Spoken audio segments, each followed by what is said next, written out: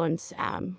Joseph was considered a fugitive for aiding not only his fiancée who worked for the crowd, but also Judge Michael. Joe would never turn them in, so he chose the outlaw life along with his friends and love. Anthony and Tim fled to Brazil. Tim knew a guy he used to work with within the country, so the two took up residence in his apartment. Tim had to leave the country quickly.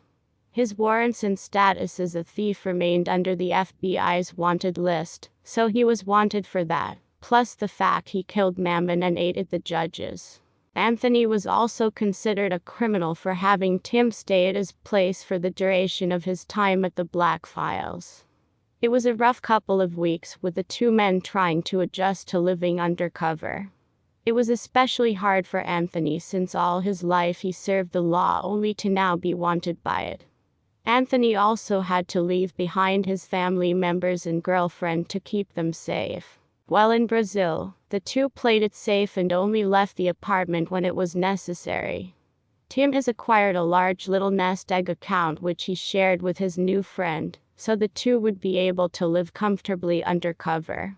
The years Anthony had helped him during his stay in Texas were now being repaid.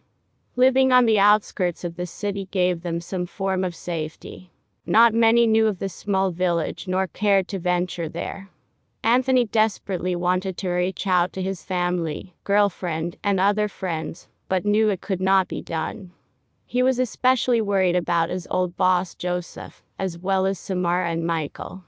Word spread to the small village of judges, and all who aided them were carted off to jail or even executed on the spot.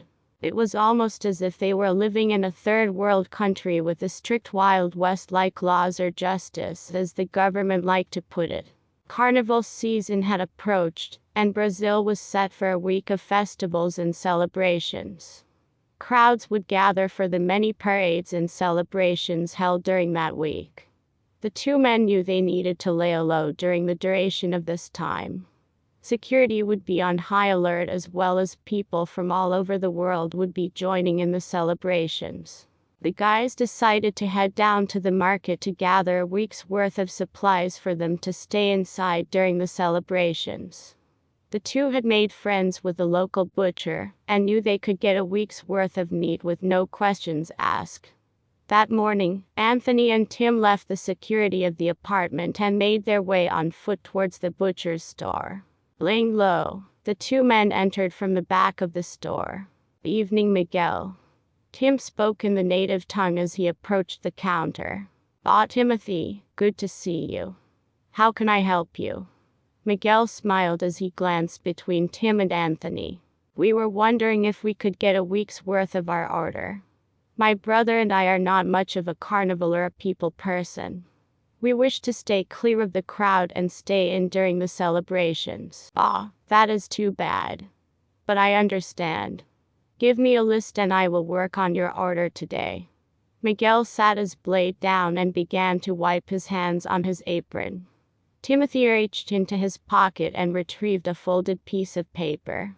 Scribbled on it was a list of meats that would last the two for the week. He handed it over the counter to Miguel, and the butcher happily retrieved the paper. The butcher unfolded the paper and read the contents.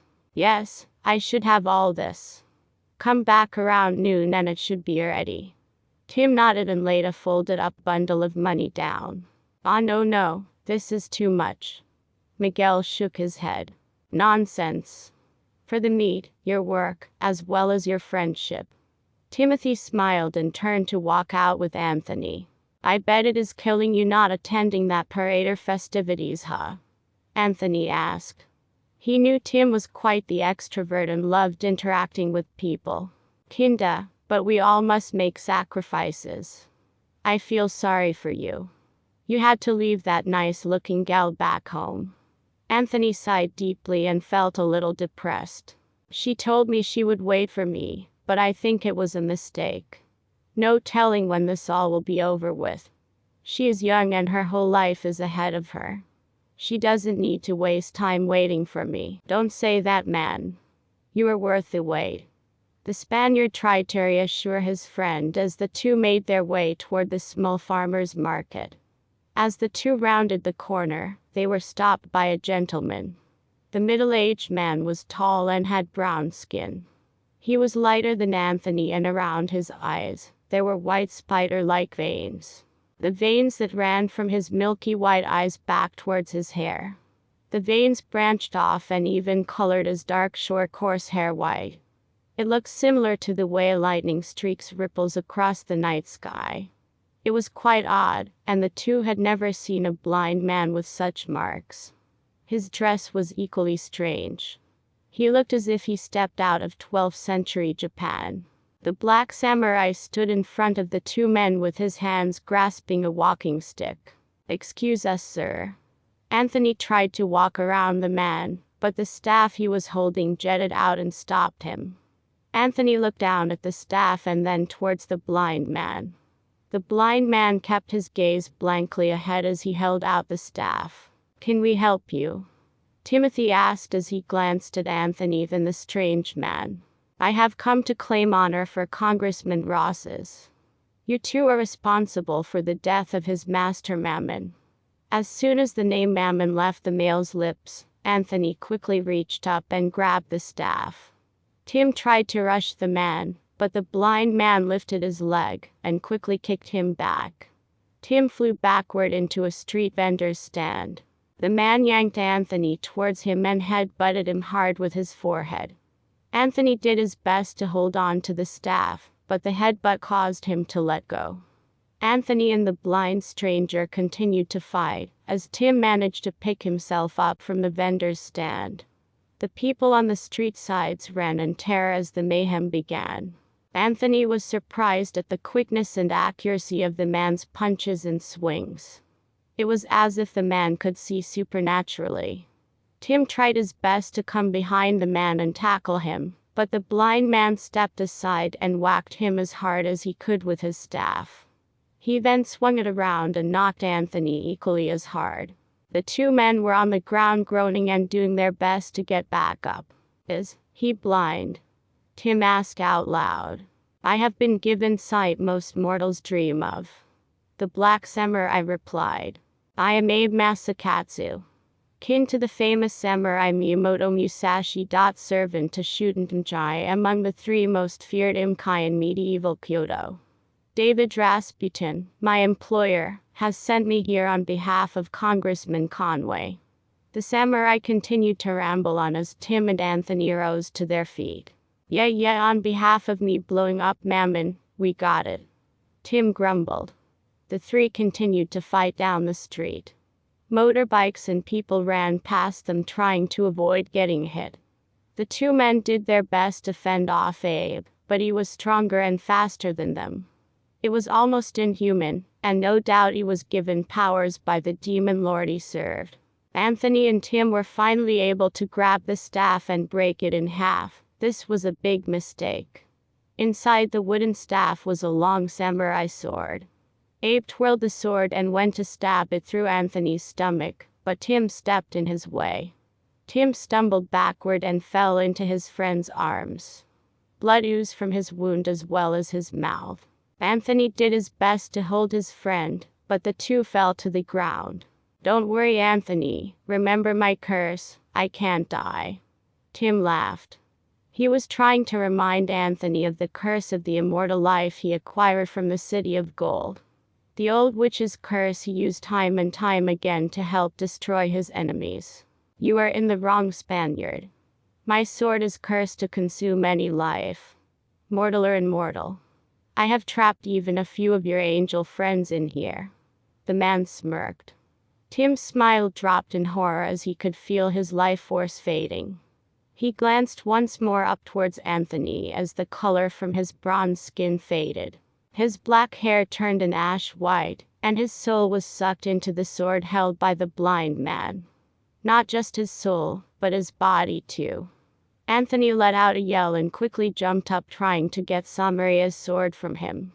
If he could just break the blade, then he could release the spirits trapped inside. Anthony used the broken piece of the staff to block as best as he could, as the two continued to fight down the street. Anthony was heartbroken and fought off tears as he tried to fight the samurai. His friend sacrificed himself for him, and now it would be in vain. Anthony was no match for this man. He fought as long as he could, but he too ended up pierced with a blade.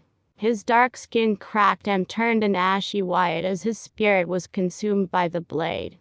Abe drew back his sword and wiped the blood off the steel. He then turned to exit the street before the authorities showed up. Chapter 9, Texas. Loud squeaks of guinea pigs could be heard inside the RV camper as Joe entered carrying groceries. He shook his head as he heard the noise coming from the piggies in their cage. "Please tell me you were able to find homes for those other two, Sam?" Joe asked as he sat the bags down on the small counter. "I am trying, but I don't just trust anyone," Samara spoke as she held one of her guinea pigs. Samara originally had 2, but recently rescued 3 additional guinea pigs from a local pet store. She had word the people inside were feeding them to snakes, and the blonde broke into the store to snatch them. Joe was furious. The 2 were already on the run from the law, and Sam was being careless and worried about the guinea pigs. "Where is Mike?" Joe asked as he began to pick up the groceries. Sam pointed to the roof. "He is taking a nap on top. I guess he wanted to get away from those rats too, huh?" Joe teased. "Hey, for the most part, they are quiet. It is only when they hear food they squeak." She giggled. She stood up from the couch and walked over to Joe. She kissed him on the cheek and raised the pig. Joe looked down at the guinea pig and then at Samara.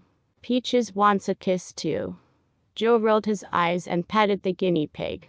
He didn't mind them. He knew Samara loved them as if they were her children. One day Joe hoped to have kids with Samara after they were wed, but in recent events the 2 were cautious. It hurt to know the 2 could not have the wedding they were planning. Joe leaned down to kiss Samara and walked around to stick his head out of the large RV. "Michael, your turn to cook," Joe called out as he banged on the side of the RV. Mike peeked his head over the top of the RV and frowned. "I am not the best cook, I know, but we all agreed to take turns." Joe grins and closes turns to walk back into the RV. Mike jumped down from off the roof and entered the RV slowly.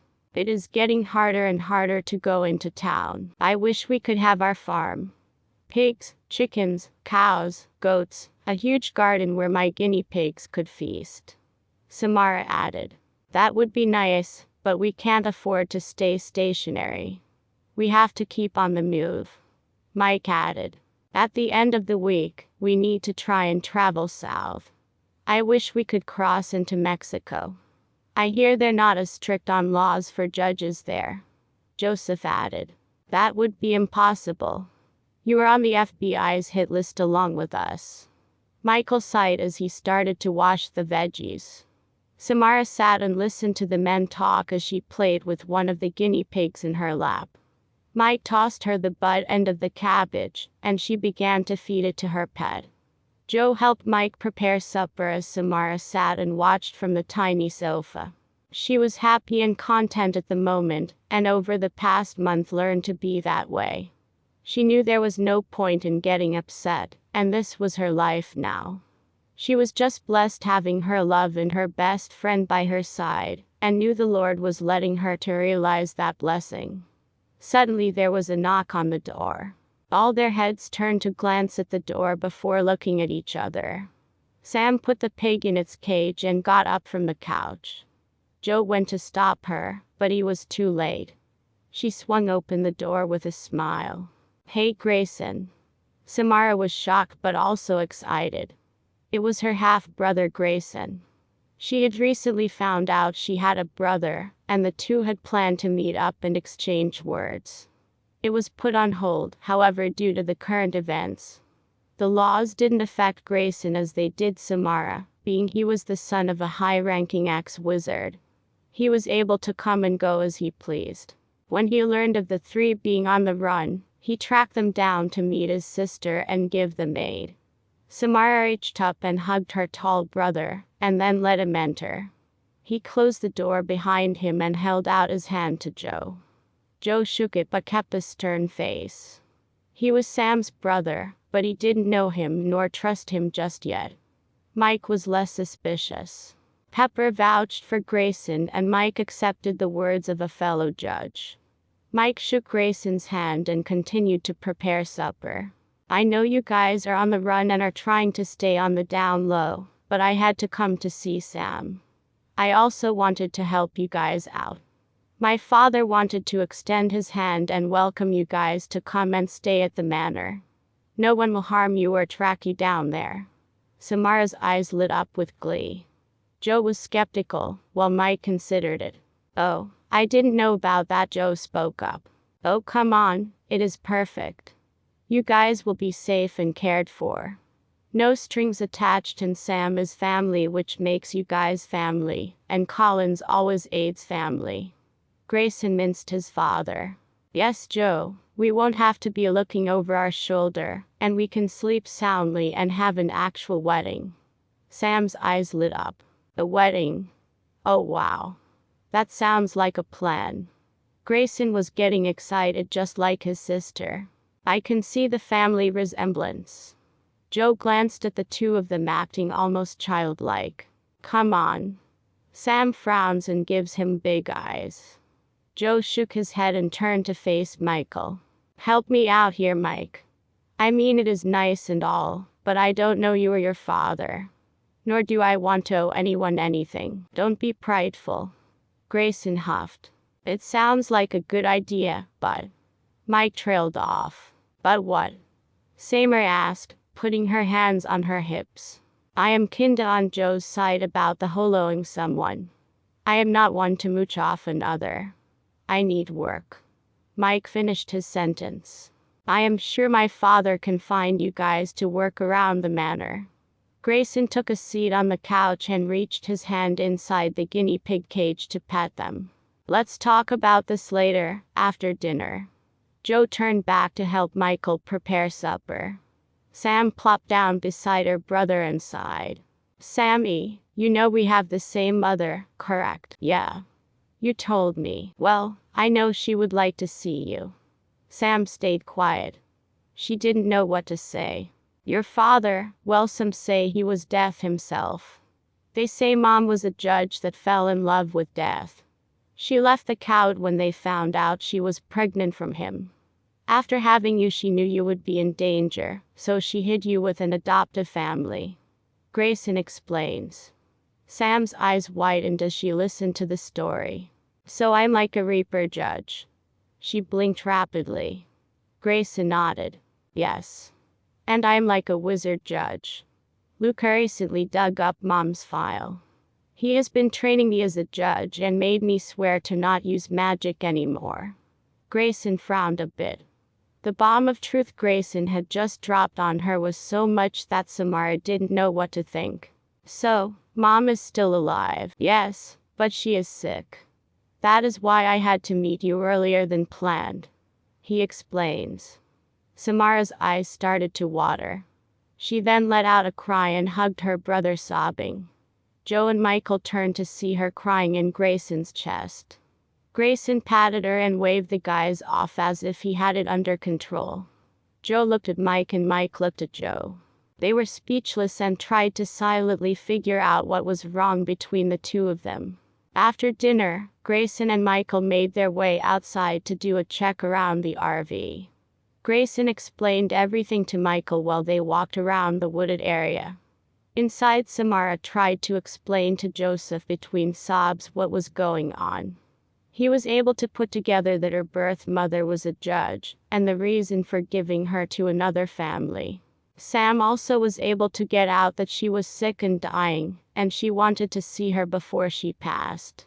Joseph wrapped his arms around her and held her close. Joe didn't want to travel across the country with the way things were going. The fact that they were being hunted was the major reason, but Samara deserved to see her mother. Joe agreed and continued to comfort her. He promised her that they would leave first thing in the morning.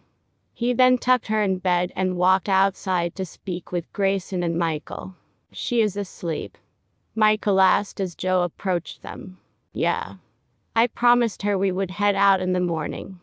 How bad was the trip down here? he asked Grayson. For me, not too bad. Most still think I am a wizard and don't bother me, but for you three, being wanted and all, I'm not sure how we can cross state lines. I know a few back roads and people who can help us, but when we get close to any major cities, I can't promise anything. Grayson explains. Stay on the outskirts. Only go through small towns. Michael added. Joe scratched the back of his head and nodded. He knew this trip was going to be dangerous and very hard to complete, but it needed to be done. Sam needed to see her mother. Grayson also promised sanctuary and guaranteed safety at his father's manor, so it was a risk he was willing to take. I will take the first watch, Joseph spoke up. All right. I'll set my alarm for 2 and come to relieve you. Michael took his phone out. Have faith. We can do this. Michael reassured his friend. He knew Joe was stressing out over this. Michael was a bit on edge as well, but he had faith they could make it.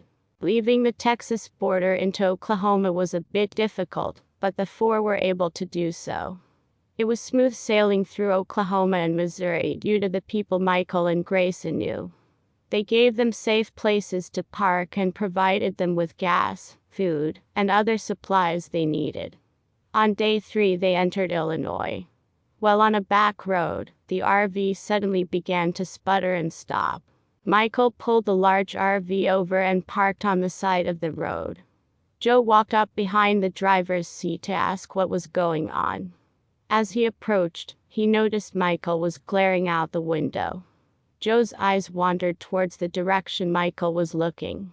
He noticed a few cars blocking the road up ahead, but before he could comment, bullets slammed against the side of the RV. Sam let out a scream as she and Grayson quickly rolled off the couch and to the ground. The guinea pigs they were holding squealed and ran off to hide. Michael and Joe also dropped to the ground quickly. Joe reached for his gun on his belt, while Michael crawled towards his sword slung on the small kitchen counter. Well, we almost made it unscathed. Grayson huffed as he covered his sister's head. How did they find us? Joe yelled as he made sure his gun was loaded. Michael was about to respond, but they were interrupted by a loud thud. The four looked up and watched a hellhound creature begin to tear through the windshield. It must have tracked us. Mitchell huffed. Yeah, or maybe I have been watching you all. Their attention was turned to the male who spoke. He stood leaning against the wall of the RV wearing a red suit with black slick back hair. How rude of me. I'm Brandon, son of Mephistopheles, demon prince of this area. David told me you 3 were on a list, but you. Brandon pointed to Grayson. You were not to be touched. I don't see why not. Brando rolled his eyes. Michael quickly jumped to his feet and charged Brandon. He slashed at the demon with his gladius sword, but Brandon dodged every swing. Using telekinesis, Brandon flung his hand to toss Michael out the side door of the RV. The judge landed hard on the ground and rolled to a stop. Joe took a couple of shots at Brandon and even landed a bullet in his chest, but the wound healed on its own. He was a powerful demon. Son of a prince fallen angel, Meph. Meph was tossed into the portal in New Orleans years ago, and ever since his son had tried to pick up where his father left off. He owed David a favor, so killing these 3 would have him square with Rasputin's brood. Brandon did the same with Joe. He tossed him outside, but Joseph had a better landing. He landed on top of Michael as he was trying to get up. Grayson, in the heat of the moment, used purple magic blasts toward the demon. This caused Brandon to finally sustain injury. The right side of the demon was burnt and Brandon fell over onto the couch. This whole time Samara was gathering her pets and tossing them in a bag. She tossed them out the window and noticed Joe was outside on the ground. He had a cut above his brow and was bleeding a little. Michael was helping Joe up as well as trying to dodge bullets. The anger bubbled up inside Samara when she saw her man injured and she went into a rage. She turned and ran toward Brandon, who was sparring with her brother.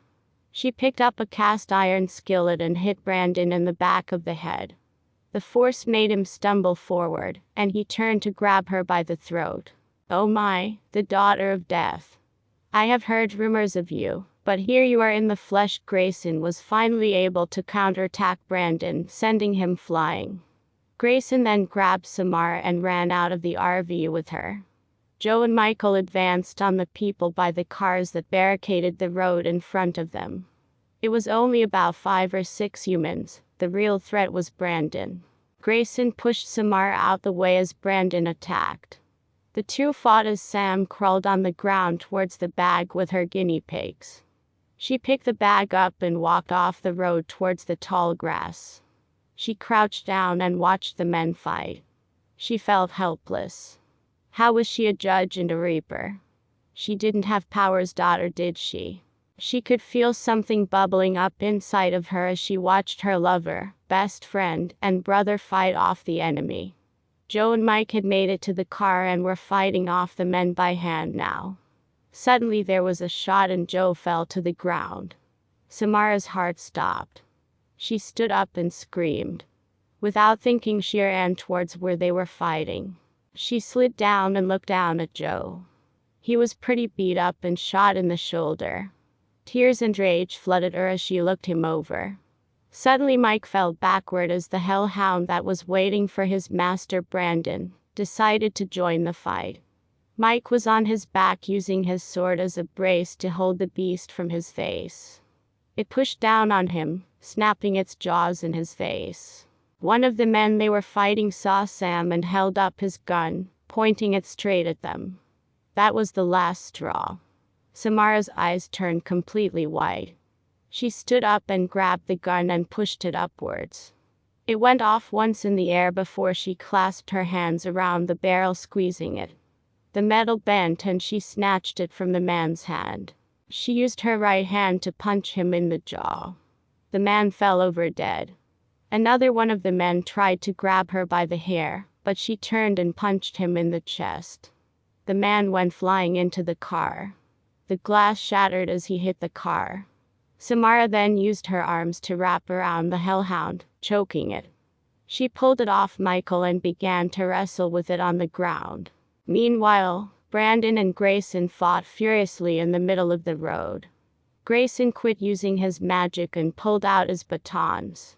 He tried to fight Brandon, but the demon was a bit more skilled. Grayson was thrown through the RV and landed on the over end. He groaned and glanced at the bag full of guinea pigs. You guys could help, you know," Grayson spoke to the rodents. They squeaked in terror as they tried to hide under their blanket. Brandon lifted Grayson in the air and began to use his powers to squeeze him. Grayson yelled in pain. This caught Samara's attention, but she could not help her brother. She was still fighting with the hellhound. Michael was able to get up, but before he could help, another one of Brandon's men attacked him. A sudden crack in the sky and a bright light flashed as Raphael the angel landed on top of Brandon. As the angel landed on top of Brandon, Grayson fell to the ground trying to breathe. The angel made short work of the demon. A few punches and a flaming sword to the gut finished the demon. Raphael rose to his feet and walked over to Grayson. The Aussie accent was thick as he asked if Grayson was all right. Grayson sat up and gave the tall blonde a thumbs up. Raphael then turned and flew over towards Michael. The angel caught the man Mike was fighting with and tossed him far into the adjacent field. Samara was finally able to kill the hellhound. It took so much out of her she rolled over beside it and took heavy breaths. She then turned her head to see Joe laying on the ground not moving. She instantly freaked out and quickly crawled towards him. "Man, is it good to see you," Ralph Michael said, almost out of breath. The angel waved his hand and healed the judge with a smile. "Good to see you again, mate." Ralph slapped Mike's back and gave him a warm smile. They then turned to hear Samara sobbing. Their smiles faded as they ran toward the two on the ground. "You? No. Joseph, my love. You can't die." Samara gripped his shirt and shook him. Michael laid a hand on Samara to comfort her. Raphael quickly bent down and placed a hand on Joe's wound. He closed his eyes and brought light emitted from the angel's palm. The light engulfed Joseph as the angel began to heal the wounded agent. Grayson made his way toward them with a bag of guinea pigs in his hands.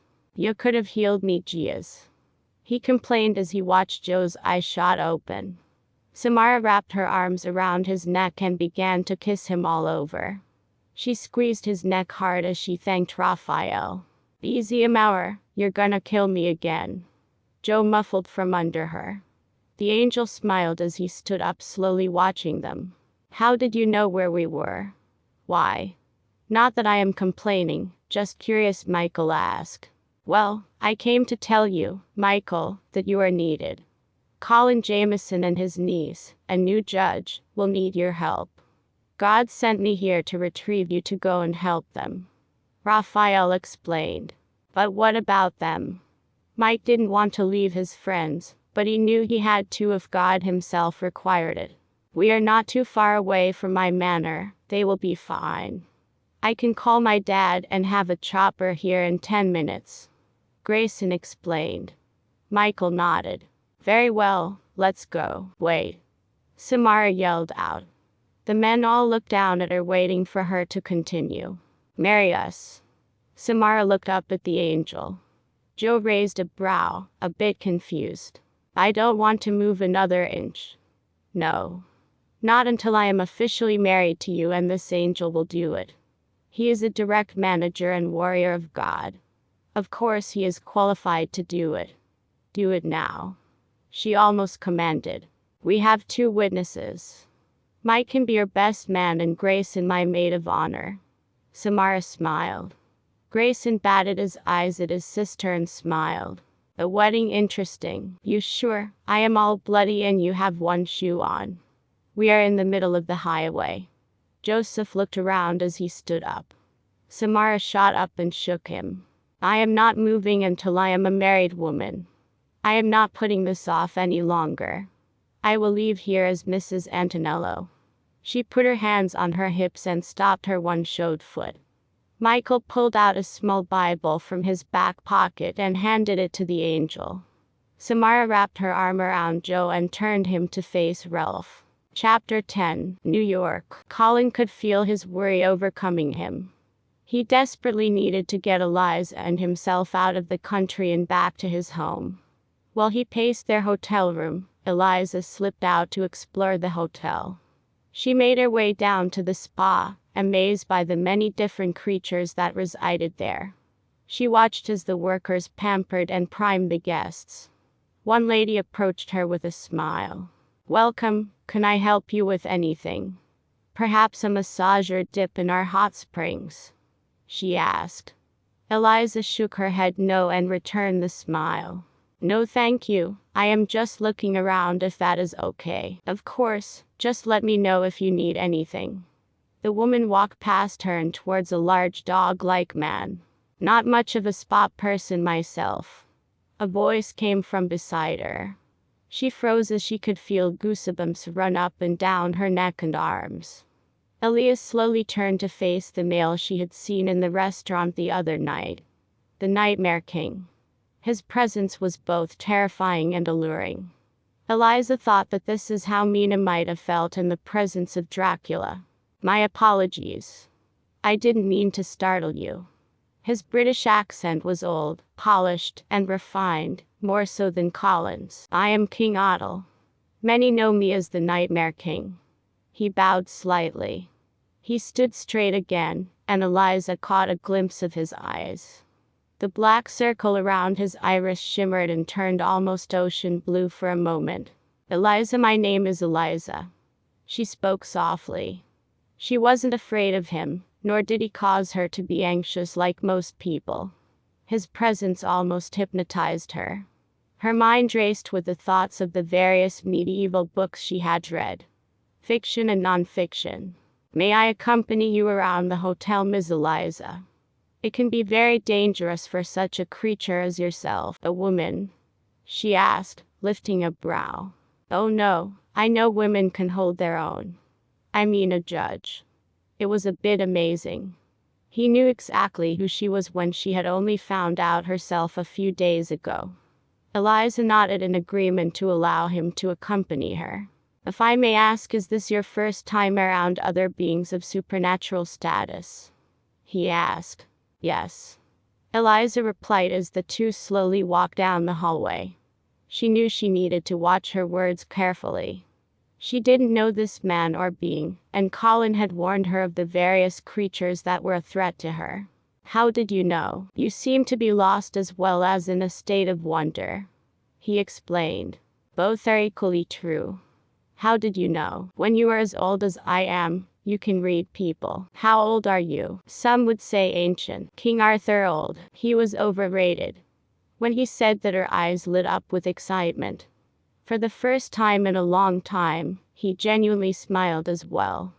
The two continued their conversation as they explored the hotel together. It had been a long time since anyone showed the king any kindness or simple conversation. Most were either afraid of him or wanted to kill him and claim his powers. Eliza was different. She wasn't afraid of him. She genuinely wanted to know about him, his life, and the true medieval days. He could tell she had a pure spirit, most judges did. But also most judges either fought him off or gave him the warning to stay clear. Otto was truthful with her. He couldn't believe he was, nor could he believe the information he was sharing with this judge. She didn't judge him like the others. Instead, she was curious. He explained to her how he became king of a small land, but turned dark to help his people. The darkness overtook him fully, and he started to change and feed off of people's fear and nightmares. He would trail off now and then thinking about his long history and almost feeling guilty. As if his heart was slightly filled with sorrow and regret. As if the monster in him was feeling human emotions for the first time in centuries. The longer he stayed in the company of Eliza, the stronger it felt. He glanced down at one of his ash-white hands, and could see a small spot of peach-colored skin. He quickly shoved his hand into his pocket and stepped away from her. Eliza tilted her head a bit, not understanding his action. Did I say something wrong? Otto quickly forced a smile on his face and shook his head. Of course not. He did his best to recover from the situation, but Eliza still eyed him, wondering what was wrong. Before she could speak again, Colin came storming down the hallway. Eliza, he bellowed as his gray trench coat flowed behind him. She quickly turned to see her older cousin almost racing towards her. It is fine, Colin. She raised her hands to try and calm the raging lion. We need to get out of this city. Why are you with him? Colin almost let out a growl. He was just talking with me while we looked around the hotel, Eliza explained, as Colin and Otto had a stare-down competition. We need to get out of this country. It is not safe for us here. Colin finally spoke. I agree. I was set on leaving myself. Otto replied. What does a creature like yourself have to fear here? Your kind is taking over. Hunting us. It does not feel too great now, does it, Judge? Otto glared back at Colin. I have my reasons. I wish to return to my old country. This place is too modern and loud for me. The sleepless dreams of the drug-induced people are too much for me. I have a vessel I acquired a few weeks ago. I have just been buying my time before I made my escape. If you wish to join me, it would be my pleasure to escort you across the sea. He smiled over at Eliza. Colin did not like this at all, but at the moment it was the only option on the table. Normally he would be thorough and think things through, but the lion was desperate to get back home.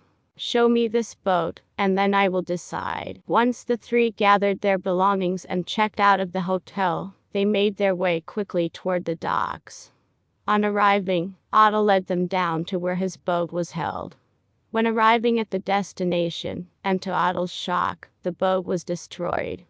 It was half sunk in the water, and it appeared to be vandalized by thugs. Otto cursed in his ancient tongue, turning an aurora around him dark. Eliza did not know him too well, but she could tell he was genuinely upset. "You set us up," Colin growled, taking a fighting stance. "You think that I may be a villain, but I am not a monster as you would think. I wanted out of this forsaken city as much as you. The stench and the vagrants." He trailed off. "Well, sorry to disappoint your majesty. Are you always this crude?" The king glared. "Piss off," Colin yelled. "We will never figure out a solution if we continue to fight amongst ourselves, cousin." Eliza tried to defuse the situation. "The rumors of the Lion of Truth are before me, but yet you say I speak lies. Go on.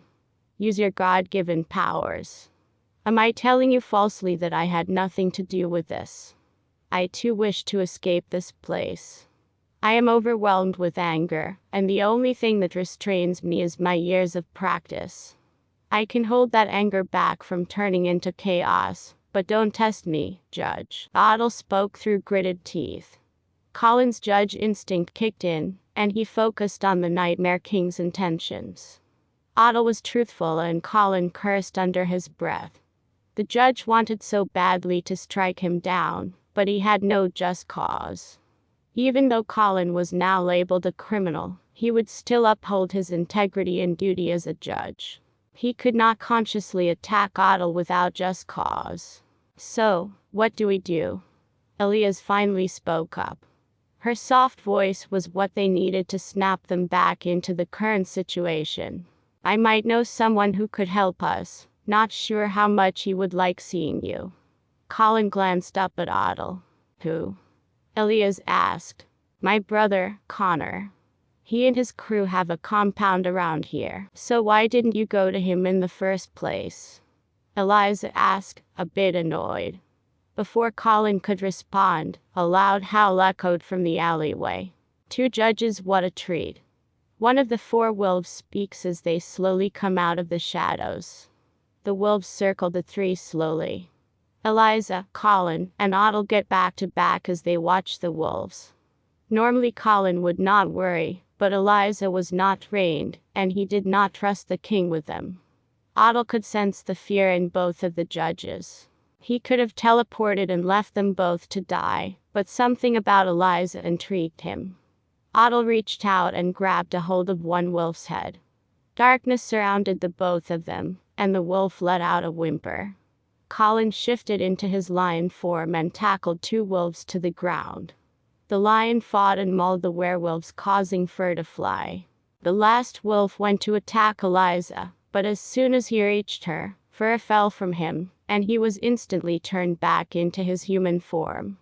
The shock caused the man to look down at his naked body. This gave the Nightmare King time enough to turn and yank the now human to the ground, while the wolf in front of him lay passed out on the ground. The slumbering wolf whimpered as it was lost in a nightmare, feeding the king. The king looked over at the human and then at Eliza. "Interesting." He spoke in a low raspy voice as he continued to look her over, while giving the male in his grasp nightmares, feeding off the fear. The male finally fell to his knees screaming in terror as Otto stood beside him. Otto kept his dark eyes on Eliza as black smoke-like mist surrounded them. "Usually a human or creature in my midst is affected by my powers of nightmares. Somehow you are not affected. And this wolf is now human against his will," he thought out loud. Eliza was more worried about the screaming man on the ground than what Otto was saying. Colin makes quick work of the two werewolves. They ran off, yelping into the night. The lion walked quietly behind Otto and glared at him with his golden eyes. Otto could sense the lion, and a small smirk showed on the right side of his mouth. "Worry not, Judge. I will not harm the girl." Otto then kicked the screaming man in the head to knock him out. "Come on." Colin huffed as he walked to his clothes, shifted back to his human appearance, and quickly got dressed. "Where are we going?" Eliza asked as her eyes were still on the man passed out on the ground. "To find my brother." Chapter 11. England, Jameson Manor. Kitty stood in the large library in the Jameson Manor. She sipped on the tea one of the butlers brought and gazed silently out the window. She had been sick lately. It was most likely due to the stress with the new laws on top of the fact Colin was stuck in America. She did her best not to worry, but it was hard not to. Her stomach did somersaults as she tried to stomach the tea. She was about to head to the bathroom when her cell phone rang. It was her brother Charlie. The phone call was brief, and Kitty could just barely make out what Charlie was saying before he was disconnected. The words may have been few and sounded screeching coming from her brother's yelling, but she understood, and it sent fear in her for a moment. Their father, Michael White. Kitty knew Colin would forbid her from going anywhere near where her father would be, but her brother was in trouble. The past few years had been easy living for her. No fighting or killing, and a part of her was afraid this easy living was making her soft. But he had to push all these fears aside and head out to Switzerland. Judge Laura and Charlie had been in the territory of Aden, tracking him down and fighting off his soldiers. The fallen angel had many demon children, Valkyrie generals, as well as pagan followers fighting for him. Laura, a former Valkyrie, was able to convert a few of the ladies to her side, but it was still a very hard war. Goody the angel helped greatly, along with other angels, but when Conway signed the bill into effect in America, Goody was called away to help Raiden. Laura, Charlie, and the few converted Valkyries held down the fort. Another warrior angel, Archangel Ariel, joined the fight. She was an easy target because her skin was much darker than the pale-skinned residents of the Viking tribe, but she was fierce and brought down many demons. Many pagan demon-possessed men and women were saved and eventually joined Laura, but most of them were stubborn, and were sacrificed for the fallen angel Aden's sake. Laura and her army were eventually successful as they were able to bind and cast Aden into Tartarus, but the victory was short-lived. Things took a turn when David Rasputin sent Charlie's father after them. It was compliments of Conway for their involvement in the defeat of Meph in New Orleans. The depleted army and worn-out Laura and Charlie needed help. Charlie tried to reach out to his oldest brother Ryan, but the mountain lion was off the grid. His last resort was his sister Kitty. He was able to relay a message about him and a few people being held down in the Swiss Alps. The Archangel Ariel had taken most of the group off to safety before Charlie's father struck. She was unable to get back to them due to a battle that occurred, stopping her. Kitty left in the dead of night to avoid confrontation with the Jamesons. The father, Jacob, and his wife Isabella did live in the manor, but the two were often at the Count in Israel, or what was left of it. However, their daughter Emily was always around. Emily was the main judge in the region, but due to the soon-to-be outlawed, she was homebound and restless. Luckily, the middle child, Connor, was also a rogue. He left home early in his years and proceeded with his own life. That life soon led from law enforcement to a criminal life. He was currently running a military mercenary group in New York, or so that was what Colin had told her. Colin was such a stickler for law and order. He would defend his principles to the death. Emily was the same way as her younger brother, but she was a little bit less brooding about it. Emily was a bit more laid back than Colin. Kitty felt Colin always had something to prove to his family, and that was one of the reasons why he acts as he did. Around her, however, Colin was more relaxed and laid back. Kitty was also more relaxed and felt safe with Colin. She trusted him deeply, and the two were a power couple. She felt awful not being able to reach out to him about this situation, but she did not want to worry him. She knew if he lost his focus and worried about her, not only would he be in danger, but poor Eliza as well.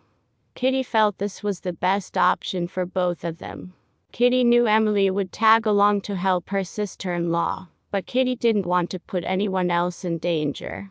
The only one in the household who witnessed Kitty leaving was Nicholas, Emily's husband.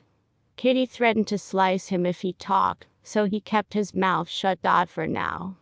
The man was a pushover, and Kitty knew eventually Emily could get him to talk. Now getting out of the country into another would not be difficult for her. She was not a judge and had a history with most of the underground criminals due to her time.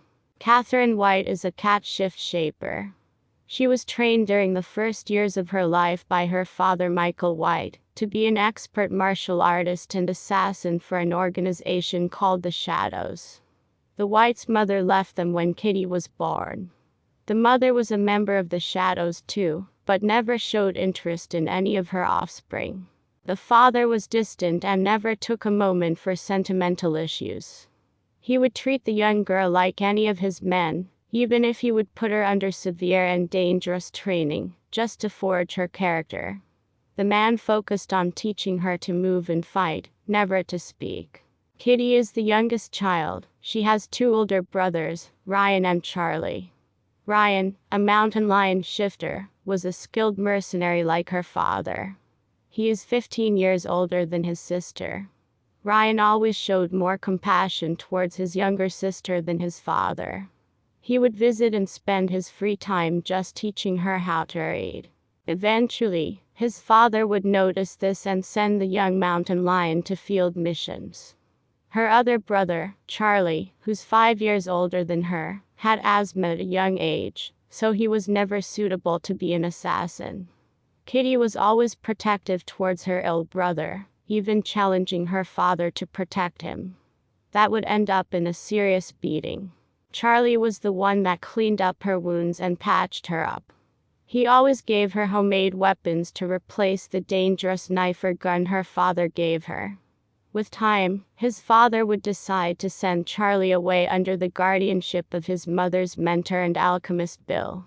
Kitty felt helpless without her brothers around, and now her father would focus only on her training. His training methods were tantamount to child abuse. When she was 7 years old, White took her to kill a congressman. No one explained to her why she had to kill him, but the girl just did as her father taught her. She felt terror when the man died. In her training, she would usually use a fake knife, and her father would ask her to start again. Now it was different. As their society started to grow with rogue soldiers or other ruthless creatures, Michael's attention was divided, and he needed someone he trusted to keep an eye on the girl, and kept going with her training. Her new trainer would be a young man named Bob, a Japanese mute werewolf.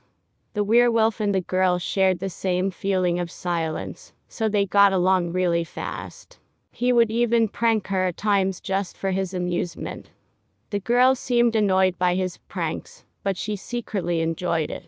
Bob focused more on making her an agile fighter than a killer. He used his methods to train the child without hurting her like her father Michael did. Eventually, Bob would set up a plan with Ryan to take the girl out of that place. Both young men would make a distraction and escape with the child. During the escape, Ryan was injured badly and asked Bob to leave him behind. Ryan asked his sister to find their brother Charlie. The cat and the wolf traveled around, moving from town to town, making sure the Shadows wouldn't find them. In Bob's logic, he thought it would be better to split and start from scratch.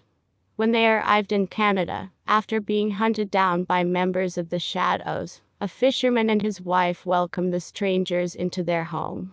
The young girl felt weird about the normal life that the couple had. There was no violence and no fighting. Kitty liked it. Bob would leave her to live with the couple. Kitty was okay with that, but deep down the cat just felt abandoned again. She lived for a few years with the couple, but when she was old enough, she ran away from her family. She started to track down her brother Charlie. At the age of 18 and without money, she started to use her deathly skills. She started to take contracts and kill bad guys in her city. People would complain about how small and fragile she looked, but they were impressed by how deadly and efficient she was. Many mobsters offered her a steady job, but she preferred to be a freelancer. She made money so fast that she bought her apartment in a fancy building. That's when she met her neighbor, Eric. Eric Holst, a dragon and a businessman that lived next door. He was trying to keep a low profile, but it never worked out. The girl never paid too much attention to men or any kind of relationship, but she was intrigued by the dragon and his natural charm. Eric invited Kitty to the open house of his new place. Later that night, they were alone and spent all night talking about music. Eric did most of the talking because she never had that kind of education. He even gave her some records and books for her place, as an act of kindness. Kitty soon realized she had a big crush on the dragon. Even if she kept going with the contracts, she used her free time to be around Eric if he was around. Sometimes she felt jealous of the women that showed up at his place from time to time. Until one night Eric kicked out one of them. The dragon was so drunk that he almost passed out in the corridor. The young cat decided to help him to get back into the house. She looked after him the whole night and even slept over on his sofa. The dragon was impressed that the girl never asked him for anything in return. He started to realize that she just enjoyed his company. Sometimes, he would invite her over for breakfast or take her out shopping. He noticed that she was lonely like him, and unlike other women, he felt comfortable to speak freely around her, even if she limited herself to long stares or just 3 words. In one of his drunken nights together, Eric was too close and with his arm around the cat. Kitty kissed him as an impulse that led them towards sex. Unlike the other women he slept with, he started to care about the cat. Also, that night meant everything to her cause he was her first. For once in her life, she felt loved, and she was attached to the dragon. She would even follow him around in his travels. Kitty never asked him to speak about his feelings, but she could tell he felt the same. The more they spent time together, Eric started to act distant towards her, even right after telling her that he loved her. The next morning Eric ran off with an ex-lover to Ibiza, leaving her behind in Spain. The girl felt hurt and made her way back home, focusing again on making contracts, but she would be really vicious and even reckless with her victims. She started to draw the attention of the judges. Her mistake led her to be caught by a special agent named Frederick Harrison. He spent 3 hours interrogating the woman, but she refused to say a single word. They made a pattern of all the people she possibly killed and noticed that most of them were criminals or pimps. His superiors were ready to let all the law fall upon her, but Harrison saw the potential in the girl, and also noticed she was not a bad person. Harrison made a deal with the girl. She would join his task team and act under his orders, or she would spend 20 years for manslaughter. The cat didn't have many options and chose to join Harrison. After her experience with Eric, she kept everyone at arm's length from her business or her feelings. She found Harrison annoying at the start. She would just call him boss. She even got angry with him for no reason, maybe because physically he reminded her of the dragon, but Fred was different. Harrison was patient with her. Even with the training, she would take down all her colleagues, and he would have to jump in to prevent her from killing them. The task force complained a lot about the cat's lack of empathy or her sarcastic nature towards others, yet they had to admit she was pretty good. With time, Kitty started to trust Harrison, just wondering why he always stood up for her. He later revealed that he always thought she was beautiful, even covered in blood or with bruises around. The cat didn't know how to react and just punched him for that. Then she kissed him. She slowly opened up with him and told him about her past with the shadows. They started a relationship. They never display their affection in front of others because of their jobs, but Kitty softens up with him. The two had a rocky relationship and even broke it off at one point. Freddie began to date a girl named Selena, but came to find out she was just an agent for the group of men after Paige.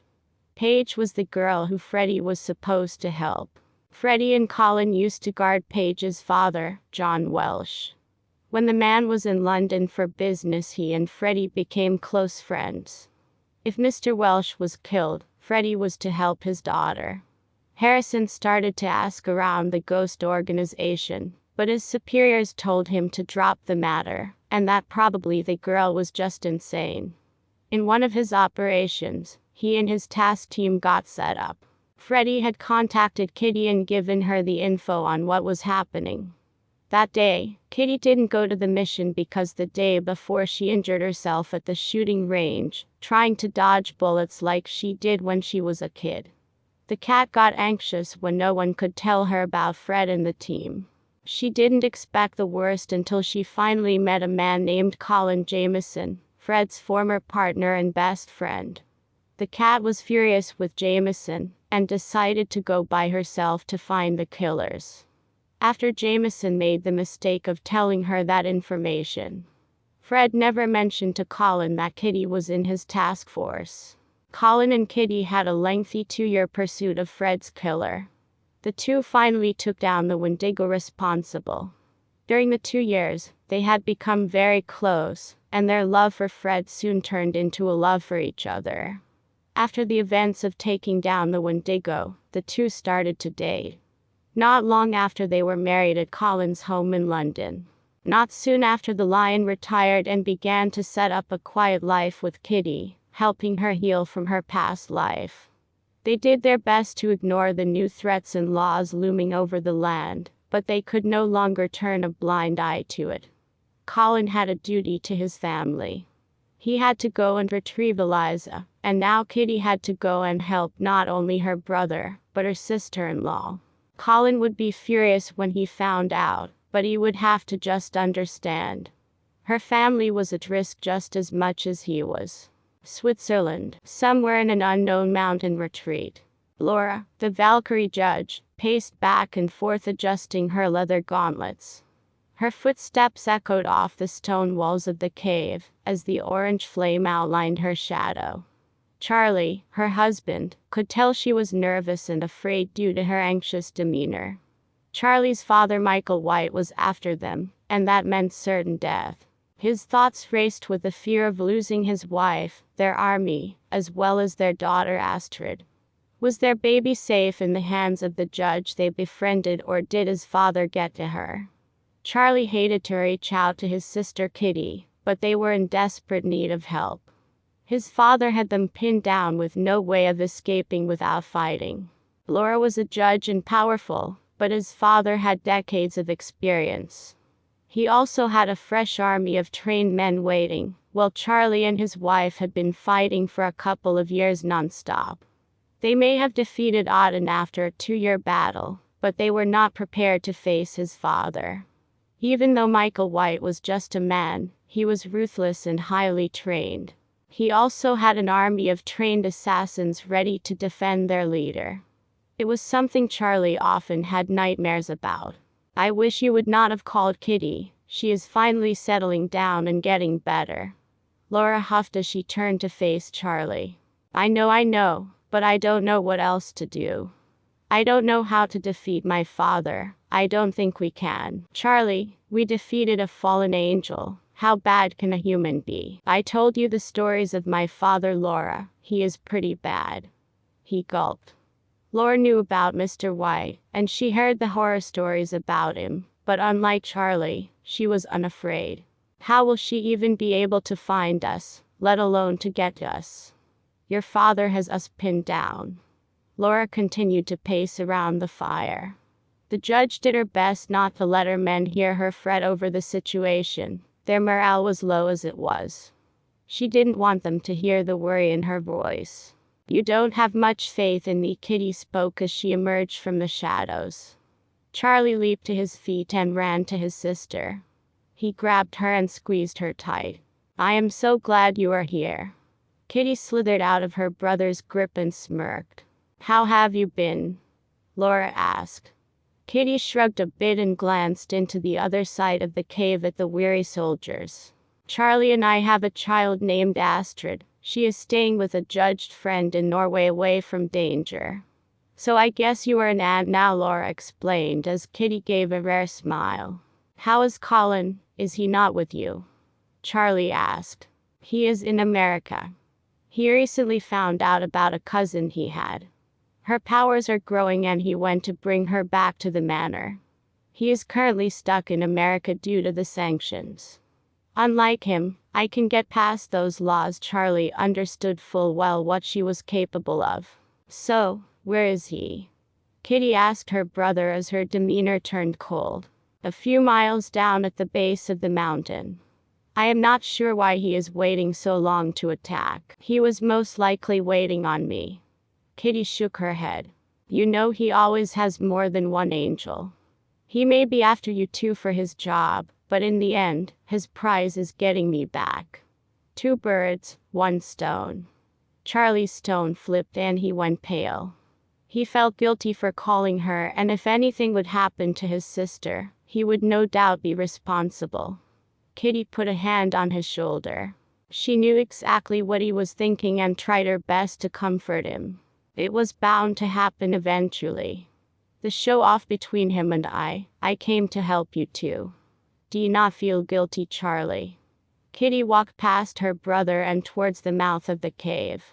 The snow-filled wind whipped through her brown hair, causing it to dance in the wind. The sight below of smoke from her father's camp made her stomach turn. Laura walked up behind her and stood watching her sister-in-law. Kitty turned to vomit and tried to hide it. Laura's eyebrow raised as she watched her. Are you all right? The Valkyrie judge asked. Yes, most likely just my nerves or stress. Kitty used the back of her jacket to clean her mouth before turning to Laura. If we are to defeat him, we need 2 things. Surprise and ruthlessness. No hold bar and no law-bound fighting. It kills or be killed. Laura understood fully, but she also understood there was something else wrong with Kitty. Call it intuition, but Laura had a feeling Kitty herself was pregnant. In his mind, all his kids are weak and don't have enough character to see the big picture. Loyalty for him is a big check. Michael answers to no one, just money. Not in the greedy sense, but more like thank you for paying for my services. He also likes to show off the dedication and the order he has in the organization. In his mind, killing his kids is just cutting loose ends. There is no empathy or love towards us. We were just puppets, soldiers in her army and cause. Kitty explains to Laura as they peer down from the mountainside. No doubt he allowed me to slip past and climb up here. I know that he knows I am here, but what he doesn't know is when and where we will attack. I say we go now. I am sure he believes I will arrive and lay a low while to make a plan, but I am tired of his waiting games. We go now. Laura placed a hand on Kitty's shoulder and sighed. Kitty, how long have you been throwing up like this? And when was your last period? She raised a brow. Why do you want to know that? 'Cause I had the same thing when I was pregnant with Astrid. The morning sickness killed me, and not just in the morning. It is just stress. Kitty tried to shrug it off. I am just concerned. If your father is as deadly as you say, I think you might need to sit this out. No, I must end this. She growled through gritted teeth. She respected Laura greatly, but pregnant or not, she had to deal with her father, if she would even hope to have a life. Laura understood this drive. It was the same way with Auden, so the judge did not persist in the matter. Instead, she gave her a warm smile and reached out to hold her hand. Just be careful. And no. I am going into battle by your side. No ifs, ands, or buts. You do it your way, and I will follow along, but I will be beside you the whole way. That is all I ask. Kitty wanted to protest, but it was fair enough. Laura was strong and capable of holding her own. If she was indeed pregnant, Kitty would need all the help she could get to face her father. Kitty informed Laura that a good bit of her soldiers needed to stay put. It was to give the illusion that they were still drawing up a plan. Laura explained this to her army as they made preparations for Mr. Y to invade the cave. Kitty, Laura, Charlie, and a few warriors made their way down the backside of the mountain. Along the way, Kitty and Charlie set up explosives, so if they would need a plan B, they could detonate the bombs and create an avalanche to bury their father and his army. Just as Kitty predicted, Michael White's men made their way up the mountain. Kitty pauses to watch them climb in silence. A cold shiver went down her spine. If she would have not escaped her father, it would be her leading that small platoon up the mountain. She pushed the feeling deep down and resisted the vomit that wanted to surface again. What if Laura was right? What if she was pregnant? If she failed, it would not only be her life or her brother's life, but that of her unborn child that could suffer. Kitty knew she could not let this distract her. She had to keep full focus on the mission at hand. Any sign of weakness in Michael could tear them apart. When they reached the bottom, she signaled Laura to let her warriors to the other tents. Kitty and Charlie would confront their father. His tent was no doubt in the middle, surrounded by his small army. Laura nodded and led her fellow men and Valkyrie towards the other tents for battle. Laura was also afraid for her husband and sister-in-law. She did her best to hide it, but Charlie could see the worry in her eyes. Before they were out of view, Charlie blew his wife a kiss. Her smile reassured him on why he was doing what he was doing.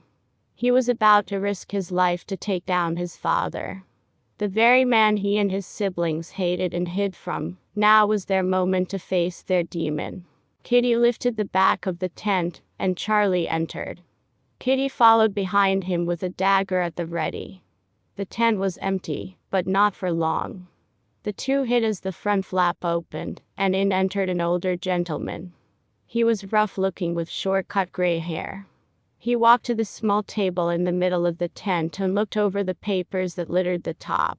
"I see you both came to confront me." Michael spoke out loud. He knew his children were there. "You thought you could sneak up on your old man." He looked up and towards the darkened corner of the tent. A slick grin spread across his face as he took a seat on the chair. "I knew you would come to confront me personally. Why do you think I stayed behind?" Fighting was heard in the distance, and Michael tilted his head to listen. "Your wife is quite the warrior. She reminds me of your mother. She is nothing like her." Charlie stepped forward and yelled.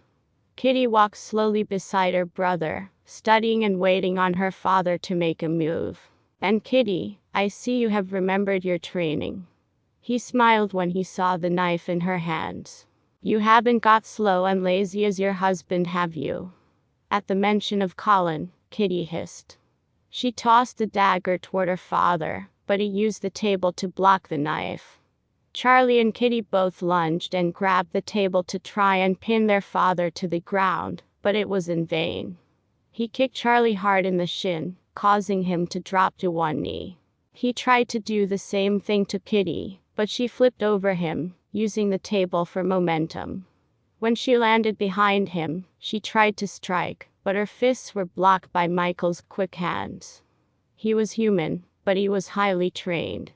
Charlie tried to get in a cheap shot, but was quickly kicked out of the way. Charlie was no warrior like his sister, but Laura had begun to teach him to fight, but he still was no match for his father. "I see someone has begun to teach you how to fight. About time you learn how to be a man." Michael yelled over at Charlie as he fought with his daughter. "You were never anything, not like Catherine here. So savage and precise." He laughed as he blocked Kitty's kicks. As the cat siblings fought their father, Laura and her Valkyrie fought the remaining assassins that stayed behind in the camp. A few fell easy due to the surprise attack, but the others were a challenge. Laura at one point was pinned down by an enemy, but the judge was able to get free and use the tent peg to kill the man. Ironically, just like Jael in the Book of Judges in the Bible, she used the peg to pin him down on the ground through his temple. Laura quickly stood up and glanced around to watch her men and Valkyrie fight. Some had perished, but for the most part, they were victorious. Only a few men were left, and Laura knew her army could handle them. She needed to get to her husband and sister-in-law. If this Michael White was as bad as they say, they would no doubt need her help to defeat him. She picked up her sword and ran towards the middle tent. The Valkyrie judge entered the tent to see Charlie bloody on the ground at the entrance. She bent down to look him over, but her attention was torn away to Kitty and the older male fighting. The tent was in complete disarray as they fought like wild beasts. The whole time Kitty was quiet and focused, but Michael ran his mouth and laughed. Laura could tell he thought this was a joke. His smile sent her into a rage, and the Valkyrie jumped in to help her sister-in-law fight. Kitty was grateful due to her getting tired from constantly attacking him. Laura used her sword to slash at him furiously. Michael himself was getting worn out, and one slash caught the older male on his leg. He fell over and rolled out of the way of Laura's sword as she brought it down. He grabbed the dagger that Kitty had thrown into the table and grinned. He raised it and threw it at Kitty, but the dagger struck Laura instead. The judge took the knife for her sister-in-law. The blade sank deep into her side. The Valkyrie fell to one knee, and Kitty grabbed her. Laura, almost sacrificing herself to protect the pregnant Kitty, sent Charlie into a rage. He stood up and let out a yell. Michael looked up towards Charlie to see him pointing a gun at him. Michael let out a small laugh between heavy breaths. He slowly stood up to face his son. "I am impressed. I am. The frail little Charlie has grown a pair. Let's see if he will pull the trigger." Mitchell stood still and watched Charlie glance between him and the two women. Laura was holding on to the dagger in her side as Kitty held her up. "Everything you hate about me is in you, boy. Not on the surface level, but deep down you know it is true. The sins of the father are always passed to the children." Michael wipes the blood from his leg and glances at Laura. "Not many have been able to strike me like this. You are quite the warrior. Too bad you will have to die. I could use a woman like you on my side. She will never join you." Charlie's voice squealed as the gun shook in his hands. "Kitty and Ryan are both killers and embraced it. Even your wife here, she understands what it takes. But you Charlie, you are just that same weak, sickly boy, and that feeling is gonna haunt you all your life. You want to know what? 'Cause after I kill your wife and your sister, I am going to let you live. Do you want to know why? Charles's cause you never had what it takes to do things that need to be done. You'll always be a scared little boy. Too afraid to get his hands dirty and do what you need to." But before Michael could finish his sentence, Charlie shot him in the head. Kitty and Laura just watch Charlie as he continues to hold the gun out towards his dead father. Chapter 12. Colin finally received a phone call from his wife. The worried lion picked up the cell phone as he walked ahead of Otto and Eliza. Kitty began to explain everything to him. About the victory the siblings had over their father, the wounded Laura, and the pregnancy. Eliza could hear Colin trying not to yell over the phone as he instructed Kitty to take herself and the others back to the manor. The Nightmare King and Eliza were a yard or so behind him as they walked down the dark streets of New York. "I can tell he is scared, even though he hides quite well. His nightmares roll off him like smoke. He fears losing his wife, and he fears failing his duty as a judge. He fears to fail not only his family but his God." Otto glanced down at Eliza as she walked beside him. Eliza wrapped her hoodie sleeves over her fingers and crossed her arms as she felt goosebumps cause her to shiver. "I can see your nightmares too." Eliza paused and glanced up at him. "You fear losing control and letting that beast inside you take over. You fear learning the truth about your father, but at the same time need to know why he left you and your mother." Eliza could feel the fear flutter in her stomach, but Otto reached out and placed his hand on her shoulder to calm her. His pale hand was a peach flesh color as it rested on her shoulder. He smiled at it as he could feel her warmth beneath it. "I can see her nightmares and fear, but you, my dear, you can turn those with powers into ordinary humans. That is such a gift."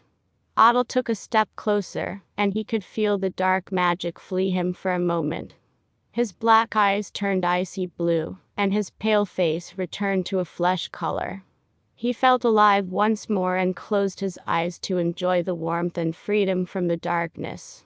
It had been many centuries since he felt anything, and Otto almost embraced Yulia to feel more, but she pulled away. He didn't blame her. She had just met him, and he was known as a wicked and twisted human who used dark magic to prey on others. I apologize, Milady. I should have asked for permission.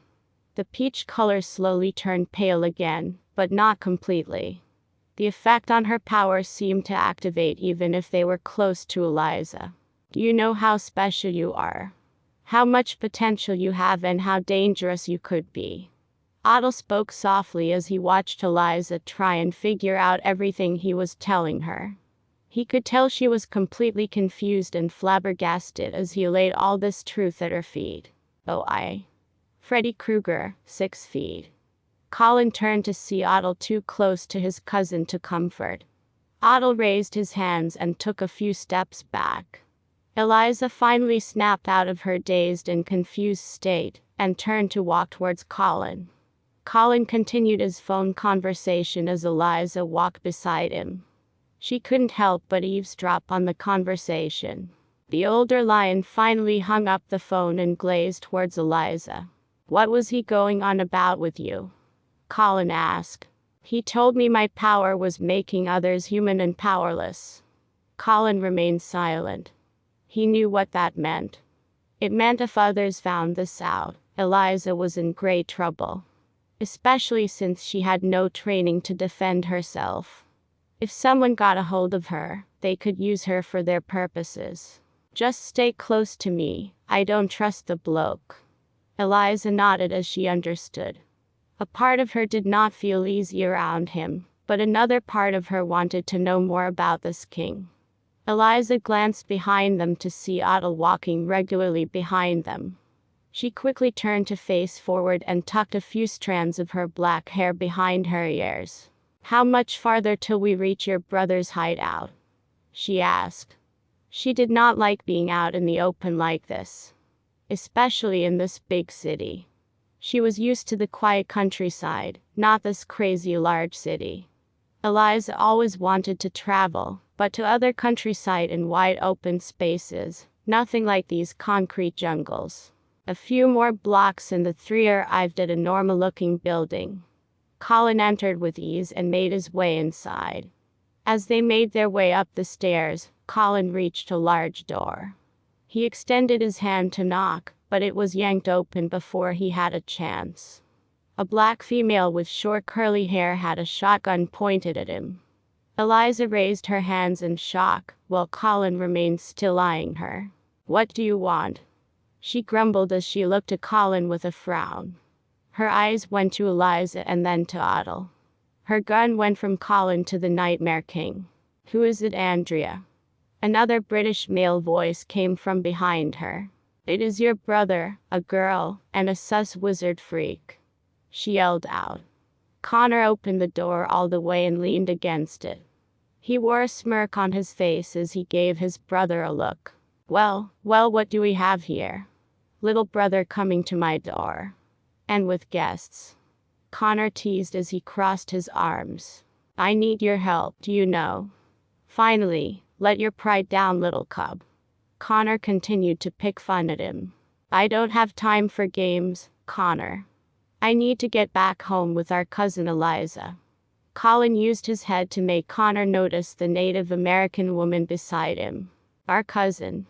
Connor let his arms drop to his side. He was intrigued now. Yes, Uncle Jameson had a family. Shocking. What about him? Connor asked about Otto in a not-so-happy tone. Colin rolled his eyes. A straggler, are you going to let us in, or are you going to continue to integrate us in the hallway? Colin growled in annoyance. Old habits die hard. You should know that Judge always off to save someone. Connor reached out to lower Andrea's gun. She stepped to the side and allowed them to enter. As they entered the large building, Colin took in the surroundings. It was large, a bit posh with a side of military swag. There was a large board with wanted posters on it. Colin recognized Eric, a dragon shifter and father to Danielle. What is up with the posters? He turned to ask his brother. Andrea placed her shotgun on the island by the kitchen and picked up her bowl of cereal. Eliza stood close to Colin. Her anxiety was high as she looked around at the others in the building. A large male in the back lifting weights while a smaller woman or guy, Eliza couldn't tell, with colorful hair, sat on the couch typing away on a laptop. The woman, she guessed, looked up and smiled at Eliza. They set their laptop aside and walked over to her. "Hi. Im's Rue O'Grady." Her Irish accent was thick but sweet and inviting. Eliza smiled and waved a little. "She smells like you, Connor." Rue blinked and looked over at her boss. "Colin says she is our cousin. Care to explain more?" The whole time Andrea watched Otto with a glare. She didn't trust the kind at all. Ruby could tell Eliza was nervous. "Hey, why don't you come sit by me, lass? We can find a show on TV. I can make us some food." Eliza smiled nervously and followed the petite Irish woman towards the kitchen. They walked past Andrea, who was still death glaring at Otto. "I understand why your brother and cousin are here, but that doesn't explain him." Andrea used her spoon to point at Otto. Otto wore a smirk on his face the whole time and remained silent. "Can we please take this to my office?" Connor asked as he walked past his brother. "Andrea, be nice to our guests." Connor winked before walking up the glass and steel stairs. Colin followed after his brother and glanced back to make sure Eliza was okay. He knew she would be safe, being family and all, but he also knew no doubt she was nervous and a bit anxious and being around all these new people. Andrea glared at Otto and Otto at Andrea, while Ruby pulled out a ton of snacks. Eliza could not help but laugh as the woman kept handing her things. Ruby then led Eliza to the couch. Eliza glanced back to see the large man still working out, oblivious to them. "Oh, that is Big Mike, Andrea's brother. We are also a." Rue wiggled her eyebrows to signal to Eliza the two were dating. Eliza kept a warm smile on her face as Rue chatted away. "Why is Colin letting you follow them around like a lost puppy?" Andrea harshly questioned Otto. "We had an arrangement." "A what?" "Since when do judges make arrangements with the like of your kind?" "I might not know Colin that well, but from what Connor says, Colin is a stickler for the law." "Well, the laws have changed. Colin and the judges are no longer the one legal right." Otto spoke in almost a mocking tone. Andrea did not like him or his tone at all. "Even if that is true, Colin still would not put up with things like yourself." "Thing?" Otto tilted his head a bit and took a step toward Andrea. Connor closed his office door and sighed deeply. He sat on the edge of his desk and crossed his arms. He still could not believe his younger brother was here. "How long has it been?" "A few years." Colin shrugged at Connor's question. "I thought you were home with Dad, Mom, Emily, and the crew," he asked. "I was until I got the call from Eliza's grandmother. She explained everything about our uncle and her daughter being married." Colin went into detail about the phone conversation as Connor listened intently. "Seems like you are back in the saddle again." Connor chuckled. "I have taken up a noble cause, if you could believe. The Gibram task force is up and running again, and I have been selected to pretty much run it." "The Gibram task force?" "An elite black ops division of the Cowden judges." Colin raised a brow. "Agent Aracoro has tasked us with our first mission." Colin understood the task force and the mystery revolving around it and the agent, but it was strange Connor was involved. Colin decided not to pry and get to his point. "The reason I am here is I need a way to get back home, me and Eliza." "Home? Are you just going to leave your fellow judges?" "What do you mean?" "I have no say in the laws of the land. You know that. Us judges can go underground. We have in the past." "That may be true, but you haven't heard." "Heard what?" "Conway has Rasputin's boy hunting down judges. Judges responsible for the death of the fallen angels, and that includes you and your old crew." Connor dropped a bombshell on Colin. The younger lion ran a hand over his mouth and paced the floor. A mix of emotions flooded over him. Colin stopped and turned to face his brother. Can you give me everything you have on David? Connor nodded and walked around his desk. The two finally came down from Connor's office to see Andrea and Otto screaming at each other. Big Mike was holding on to Andrea by her waist off the ground with all his might as Rue and Eliza pushed back the Nightmare King. What is going on here? Connor yelled as they continued to yell at each other. Colin quickly grew tired and let out a roar. Connor looked over at his younger brother with surprise. My brother, cousin, and puppet are guests. They're staying for a few days until I can get them settled in a hideout house. I suggest you all get along. Connor commanded. Chapter 13, Florida. After the fiasco that was in New Orleans a few years ago, Ryden Stevenson, the wandering judge, had decided to take things a little easier. He was a few years older than Colin, but the wear and tear on his body from the many missions and training of other judges wore him down. The wandering judge was set up at the division of Black Files in Tampa. He was a liaison for the cow to the FBI agents, but with the recent outlawing of hunting supernatural and the closing down of the FBI division, Ryden took his leave and made a home in the Everglades of Florida. Ryden believed he was safe until Goody, the angel, showed up. The angel was sent to protect the judge from what he did not know. He knew the world was getting dangerous for the ones who fought on the right side of the war, but he did not know how dangerous. As Ryden returned from the small town that lay on the outskirts of the Everglades, he proceeded to walk back from the main road where he parked his truck towards the woods. The small houseboat he had been living in was nestled deep in the woods and away from any prying eyes, or that is what the judge thought. As his home was just in sight, a few of the bushes and small trees that lined the path shook. Ryden paused and turned to face the direction where the rustling was heard. Ryden's amber eyes focused on what looked like a tail. The tail was brown and stripped the same as a python would be. Pythons were a nuisance in the Florida Everglade and were not uncommon, so Ryden brushed the sight off and continued walking. This was his great mistake. As soon as the judge walked a few more feet, he was struck down hard to the ground. The blow was almost strong enough to cause him to pass out, but Ryden pushed through the pain and cloudiness of unconsciousness. He turned over on his back and squinted as he looked upwards. A huge half-snake, half-woman stood towering over him. A gorgon. They were very rare creatures, and most were only around in the areas of Greece, but here one stood. Like Medusa, they could turn enemies to stone, but not in the hard rock statues as the myth portrayed. Their poison's bite could paralyze and freeze victims in place. They then would die from lack of water and food over time, due to their state of being. Ryden had never faced a creature before, but had heard of them in past studies. Her bottom half looked like a python, with a mix of brown and black stripes, while her upper half was a mix between scales and a woman. Her face and head were almost completely human, except for the snake-like eyes and slit mouth.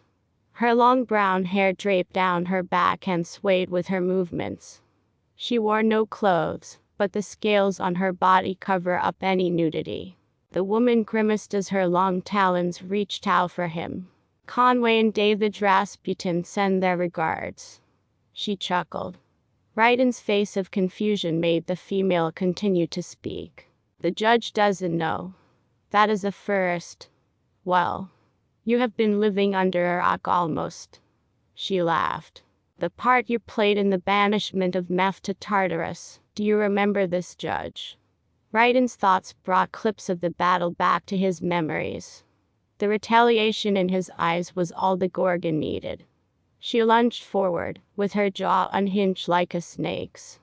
Ryden quickly reached out and grabbed one of her wrists as his other hand gripped around her neck. The Gorgon thrashed about on top of him, trying to bite him. Her tail slowly began to wrap around his waist to crush him, but the angel interfered. Goody quickly grabbed the Gorgon's tail and dragged her away from Ryden with force. The Gorgon turned to swipe at the angel, but Goody went airborne with her a little. Her body wiggled under his grip, causing him to almost slip and drop her.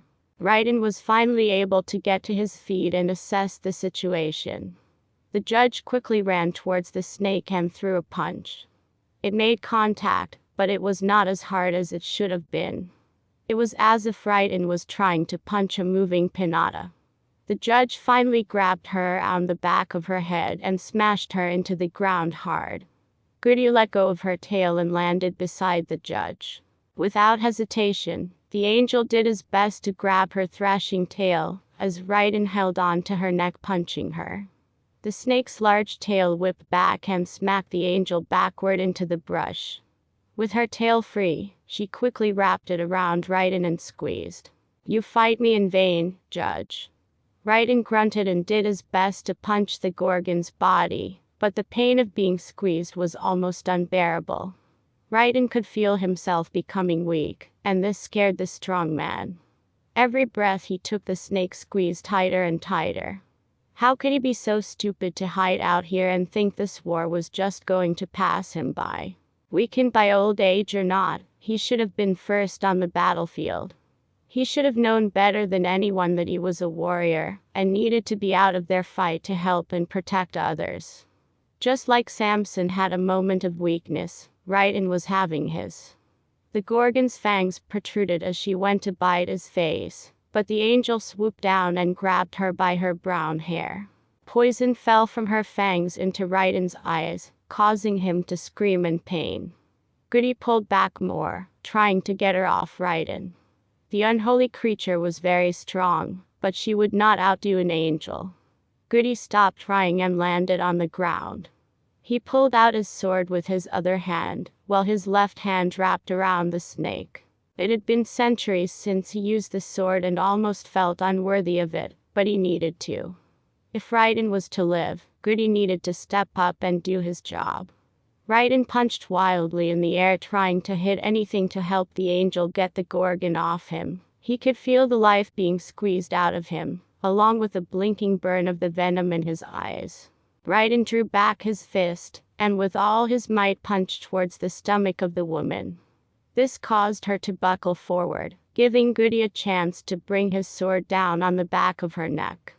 As soon as her head fell from the sword, the body of the snake twitched and began to unravel around Raiden.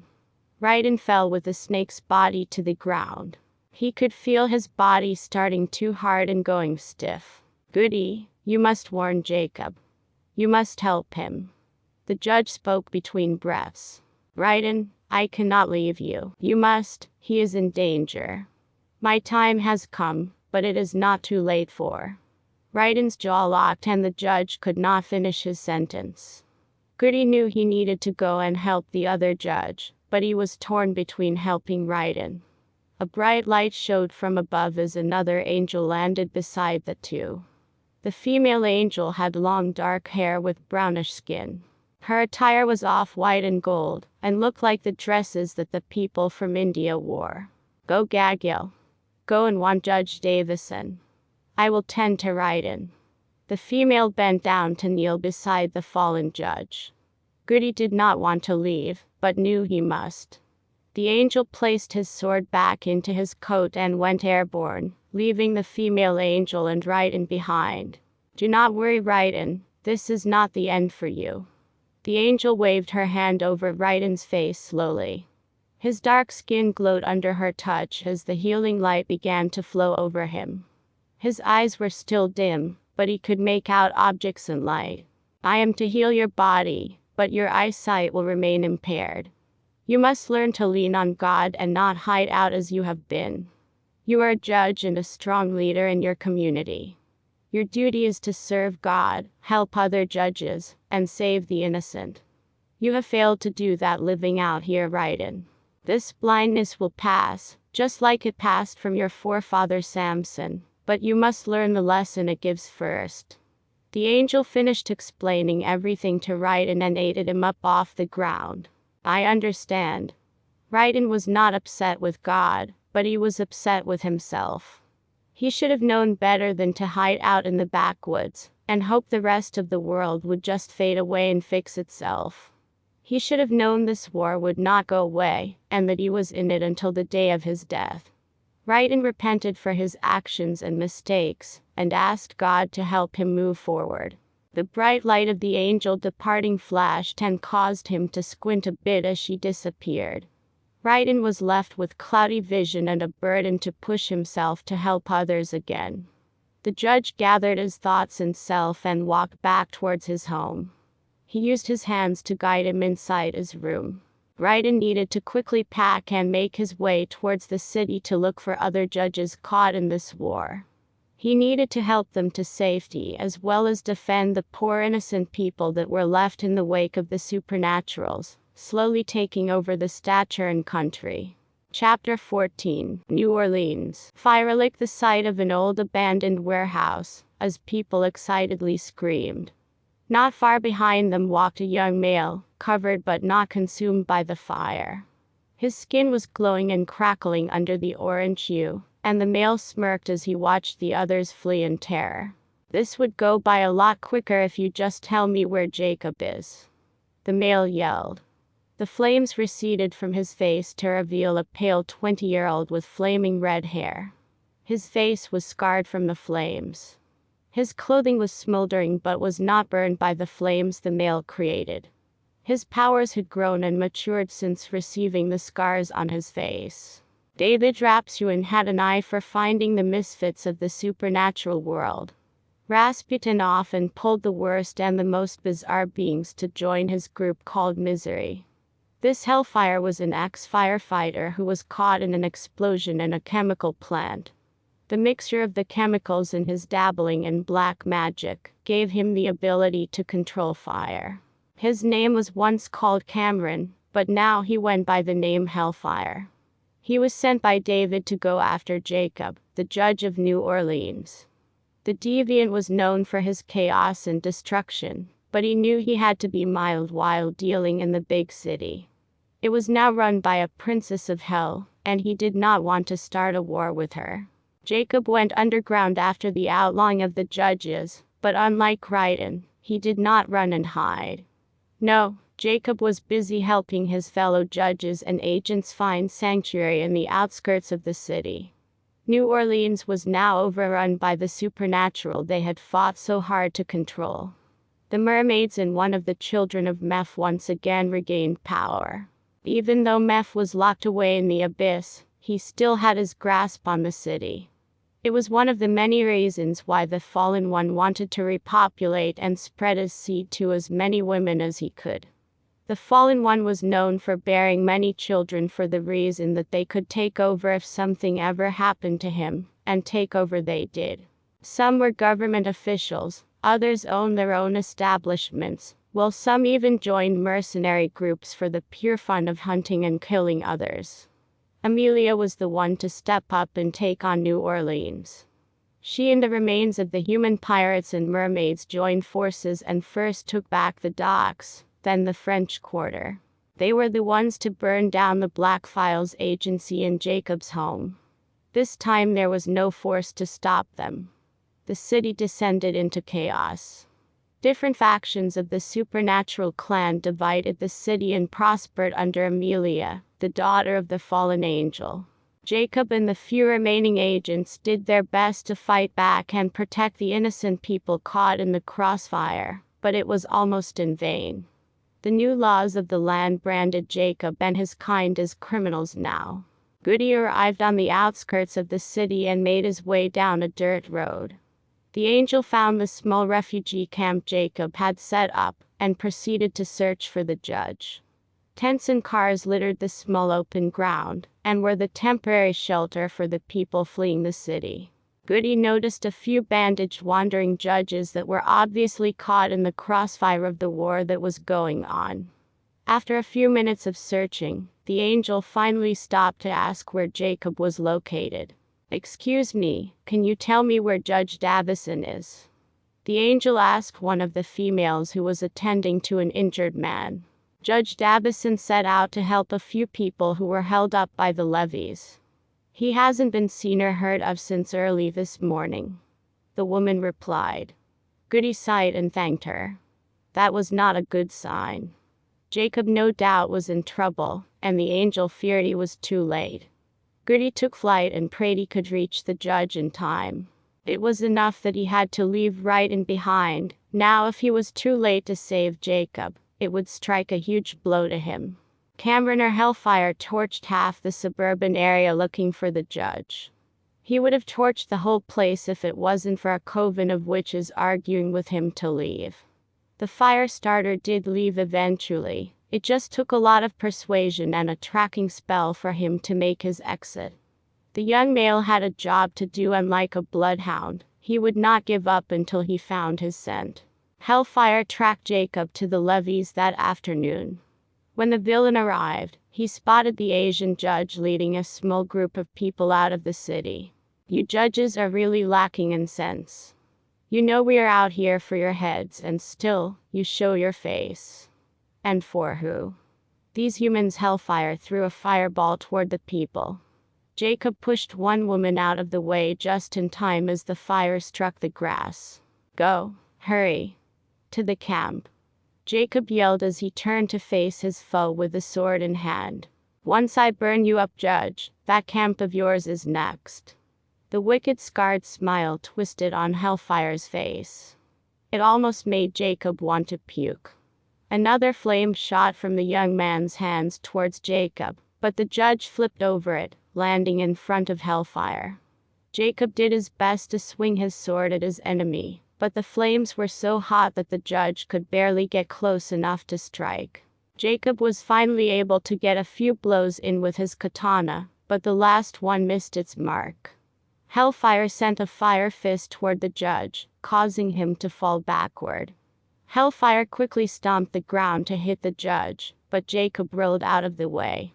I grow tired of this, the villain yelled as his hands struck the ground. A circle of fire surrounded the two, and Jacob watched in horror as the flames grew larger and closer. Each breath choked him and burned the very air he tried to breathe. The judge was now trapped, but he would do his best to fight. He staggered forward and squinted his eyes to focus on his opponent. Even though his movements were slowed, Jacob was still able to dodge the flames. Jacob made a deep thrust through Hellfire's shoulder, causing the flamethrower to scream. The blade began to glow from the heat as Jacob inched the blade into Hellfire's body. The cloth, wood, and metal of the handle began to burn the skin on Jacob's hands as the fire licked at his face, but he did not let go of his sword. Jacob took one more gasp of burning air as he cut through half of the foe before him. The angel landed outside of the fire circle and watched in horror as he was too late. The flames consumed the judge in death, while the villain sent to kill him fell over dead as well. The angel used his massive wings to snuff out the fire, as he ran to Jacob's body on the ground. He knelt down and wept over the young man's body. The angel scooped up Jacob, who still clutched the smoldering sword in his lifeless hands. Goody then carried his body towards the camp. The angel knew he would have to fill Jacob's shoes and help the people that sought refuge there. It was his new mission, and he would not fail this time. Chapter 15, Chicago. Pepper and Luca turned to run down one of the back alleys of the city. The Italian clutched his dying twin sister Layla in his arms. The building where the judges, Mark, and a few other agents were hiding was violently blown up. Everyone who was human was killed instantly. The judges were just barely alive, and poor Layla was fading.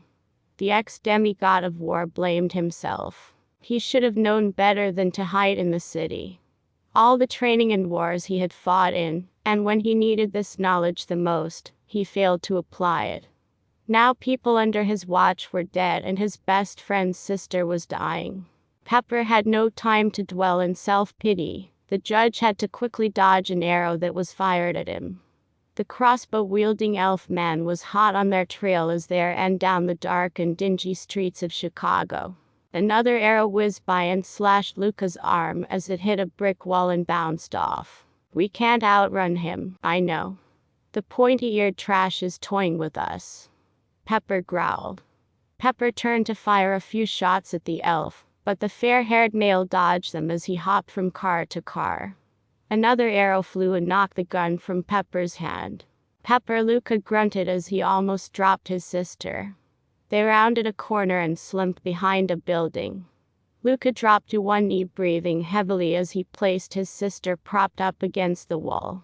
"We can't run, we have to fight," Luca spat out. "I know this, Luca. But I have no weapons, no idea about Legolas over there, nor do I know how to kill him. Fairies and elves are sort of the same. Most likely iron will do the trick, but anything will die if you stab it enough." Lucas slid down the brick wall beside his sister. He could feel himself getting weaker. He glanced down at the wound on his arm where the arrow had struck and winced. "What is wrong?" Pepper asked as he glanced down at his friend.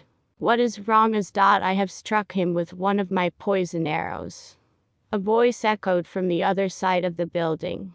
Pepper's eyes widened as he watched Lucas slump over, followed by Layla, the twins dying next to each other holding hands. Pepper's rage explodes as he lets out a scream. A few tears escaped as he punched the wall beside him. "I see it worked fast. Normally it takes time to take effect, but since his heart was pumping quickly, I suppose." "Shut up," Pepper yelled out towards the elf. "Do not despair, Judge, you will soon meet them. You have been tried and found guilty for the murder of your father Ares, and the illegal capture of Kali. The judge is the one being judged, and he is found guilty." The voice came from right about Pepper. The elf jumped down from the roof and landed beside the judge.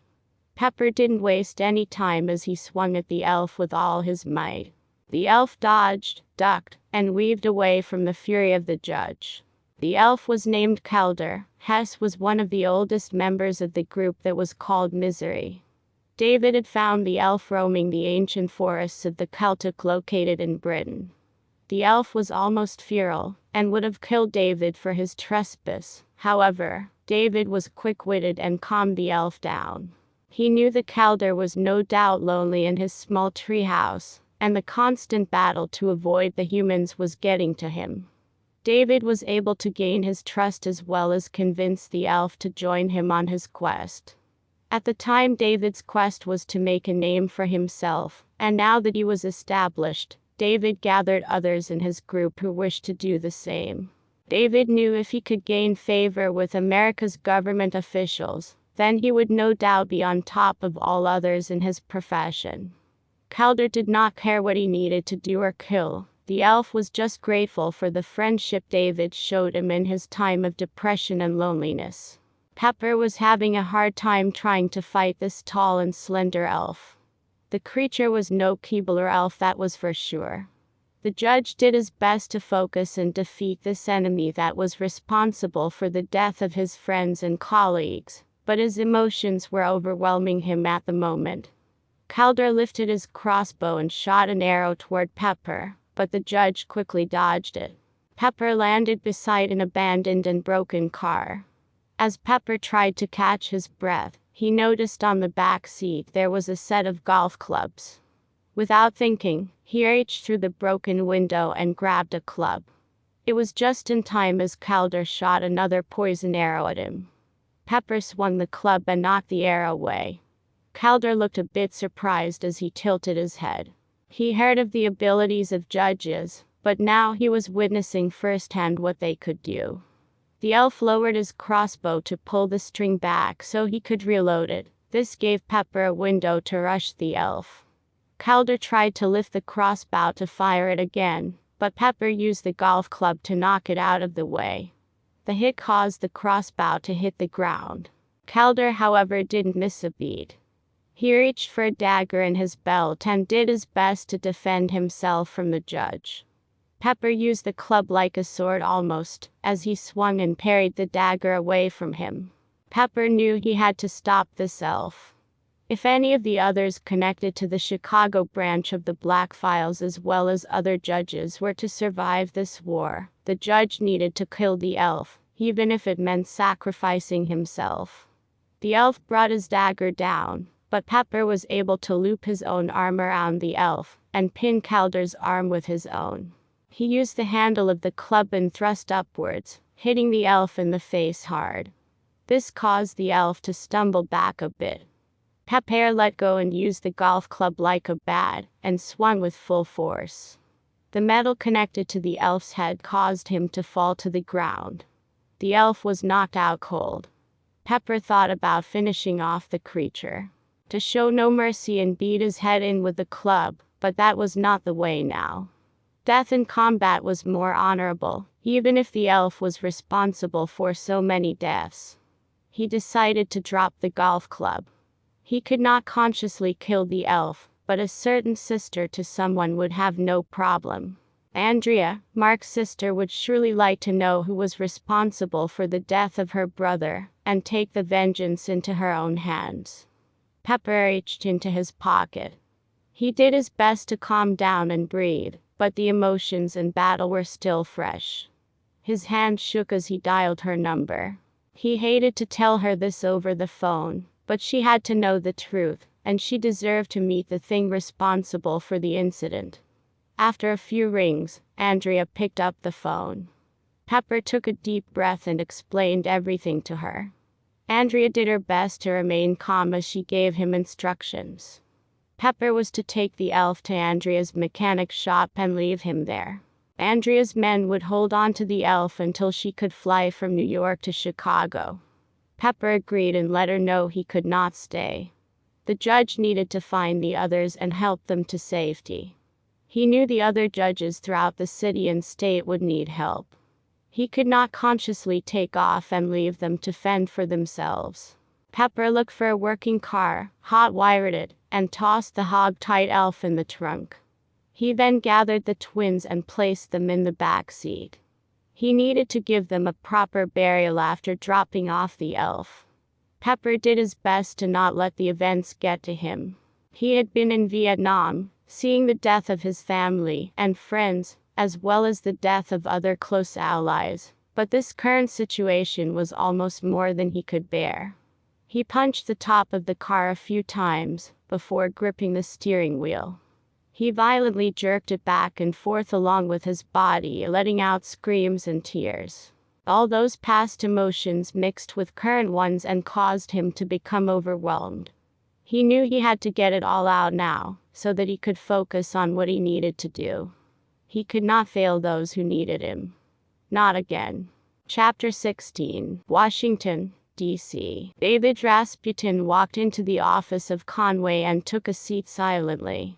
On the outside, he showed no emotion. His face was stone cold and his posture menacing, but on the inside, he was smiling. His crew so far had taken out their marks, and were close to finishing the job that the congressman or soon-to-be president paid him for. From the shadows, a sheriff stepped forward and eyed David. "Is the job done?" The fallen angel spoke as Conway placed his pen on the desk and looked up from his paperwork. "Just about," David replied. "Well, just about does not mean finished. Why are you bothering us when the job is not complete?" David responded in Russian and then argued back and forth in the language.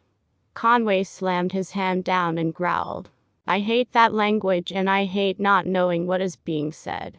A sheriff glared at David and then Conway. "Be careful who you speak to in that manner, Conway.